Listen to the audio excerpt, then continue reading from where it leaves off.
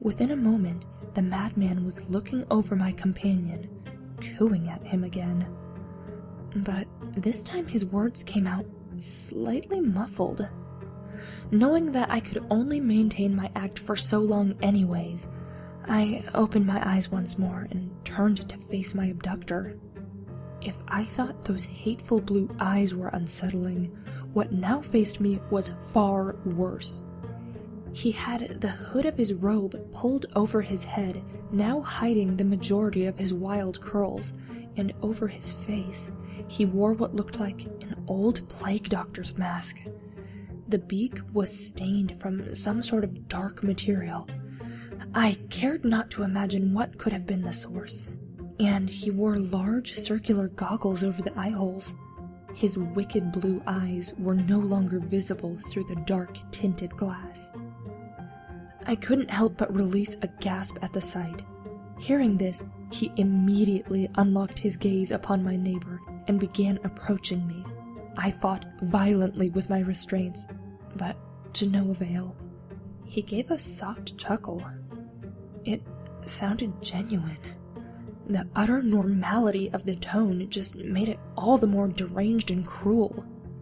He came to a halt beside my gurney and once again placed a gloved hand on the side of my face.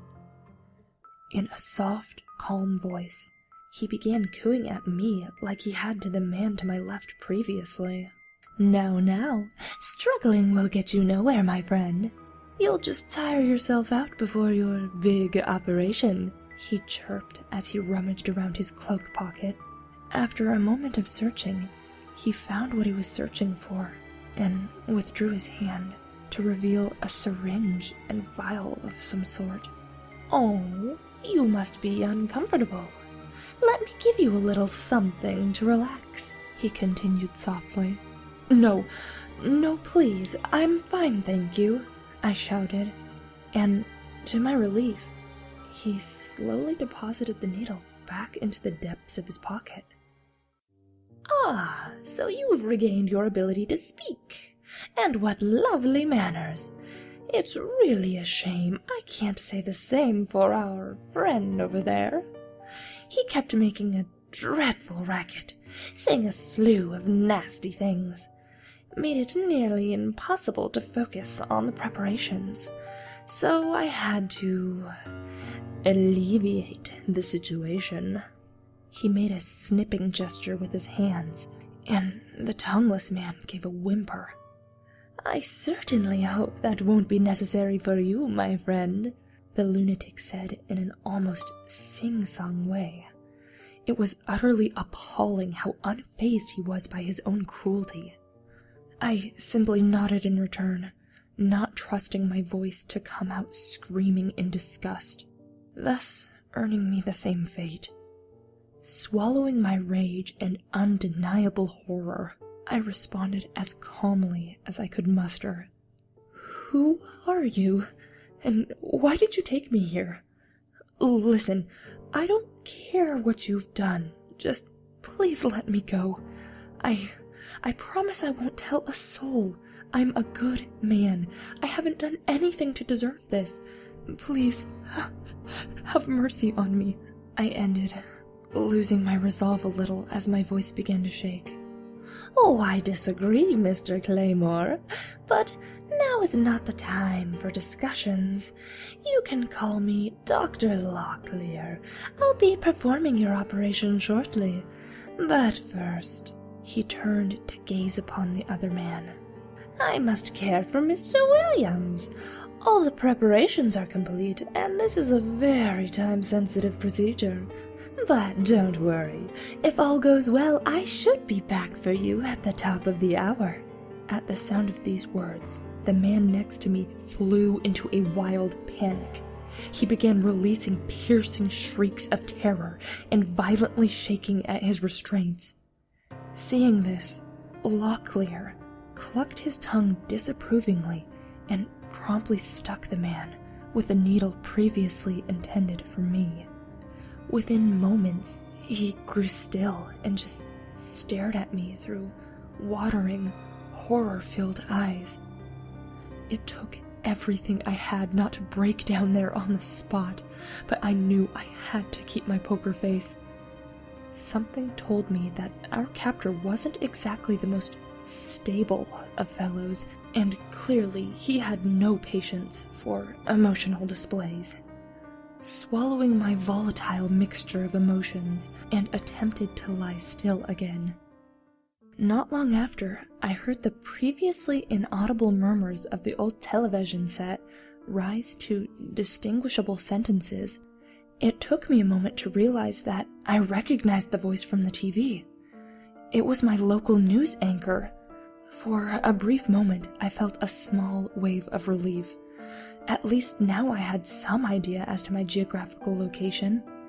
It was safe to assume that I was still within the county. I was snapped away from my thoughts when the doctor interrupted me once more. "Well now, Mr. Claymore, why not watch a bit of television? I'm sure it'll help pass the time faster." He gave a mad little chuckle that sent a chill up my spine. The kind only someone truly insane is capable of producing. Then turned with a swish of his cloak back to my sedated neighbor, deciding to try to glean as much information while he was preoccupied. I attempted to make further conversation. This is Franklin County News, right? I recognize the anchorwoman. Are you a fan of keeping up with current events? I said before I realized how desperate and insincere I sounded. "Very clever boy, Mr. Claymore, trying to pinpoint your location like that," Locklear chuckled. "Though I'm afraid it will neither confirm nor deny any useful information to you, seeing how it's all pre-recorded tapes. See, we don't get much of a signal out here, so I decided to bring some entertainment for my patients to enjoy while waiting. I'm considerate like that." This news hit my stomach like a brick, but I tried my best not to show it and tried again. I see. How kind. Surely if you're such a merciful individual, you'd justify at least hearing my circumstances out, I pleaded, trying to maintain my pleasant demeanor. "Oh, I think you've got me all wrong." His voice darkened in a sick glee. "I'm not merciful in the slightest.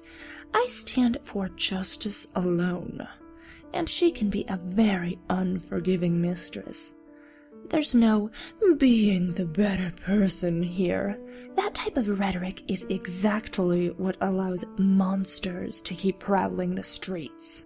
I wanted to shout back, but instead ended up choking on my words and couldn't form a sentence until he had already unlocked the brakes on my neighbor's gurney and pushed him out of sight. "Sit tight, Mr. Claymore. The doctor will see you soon enough." The madman cackled from somewhere down the hall. My heart beat so hard it was painful. Again I tore at my straps wildly, though he did not return to the room. He knew there was no way for me to get out on my own, so he was not concerned. Regardless of this, I kept resisting. I wasn't ready to give up yet. I knew if I didn't try, I would die in this strange house. My ears were met by a strange screeching sound, then a sliding. I heard the doctor chuckle and roll the gurney forward, followed by the sliding noise again. Was that an elevator? Just what kind of building was this? Panic began setting in. My hands clawed violently around, grasping at anything possible. Suddenly, my pinky hit something rough. I gently explored the object with my finger until I realized it was the bolt securing the strap on my right wrist. Quickly, I moved my left hand to feel for the bolt to my left. It wasn't rough. It was perfectly smooth. Then, that must have meant that the bolt on my right wrist was rusty. In other words, it was weak. A new glimmer of hope sparkled in my heart. I summoned every last fiber of strength I had in my body and focused it into my right arm. It took several intense pulls, likely leaving deep bruises, but eventually I felt it give a little. I wiggled my arm and heard the loose bolt jingle a bit. I was making progress. Taking an enormous breath, I then pulled so hard I was afraid I would break my own arm. With a loud clang, the bolt released and the leather restraint flew loose and nearly hit me in the face. Oh my God! I had done it! My right arm was free. In a mad rush, I quickly fumbled with the restraint on my left arm, and upon releasing it, unstrapped my head and finally freed my legs. I pulled myself into a sitting position and rubbed my aching back. If it weren't for the urgency of the situation, I would have stayed there for a moment, nursing the angry bruise now forming on my right wrist. But, alas, I was already working on borrowed time. Fortunately, I hadn't yet been stripped of my clothing, so I dug my hands into my pants pocket. My heart filled with ecstasy as I realized he hadn't taken my phone. But instantly, that hope was crushed when the screen lit up, only to reveal that there was utterly no signal. The disappointment was almost crippling, but I had to keep moving. Hoisting myself out of the gurney, I finally got a chance to view my surroundings for the first time. It indeed looked like I was in some sort of strange sitting room. There were old moth-eaten chairs and bookshelves so dusty I couldn't see the contents. The whole room was quite dark, but I could see my way around thanks to the dim glow of the television. Without meaning to, I found myself pausing in front of the screen, watching as the anchorwoman commented on the footage of the medical building surrounded by police and flashing lights. According to the date on the bottom corner, this happened a little over a year ago. I started wondering what was so significant about this one news story to the doctor a moment before the anchorwoman answered my question. I would advise everyone to be on the lookout.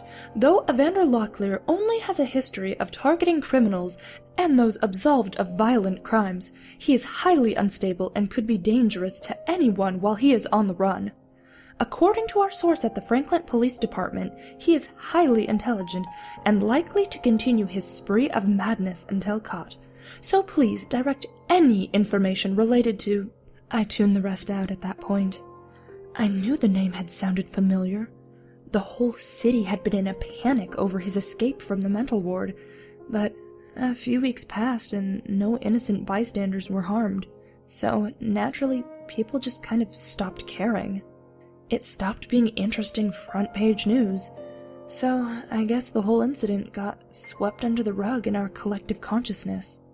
It's interesting how humans work that way. Decisively, I turned away from the television. I couldn't waste any more time.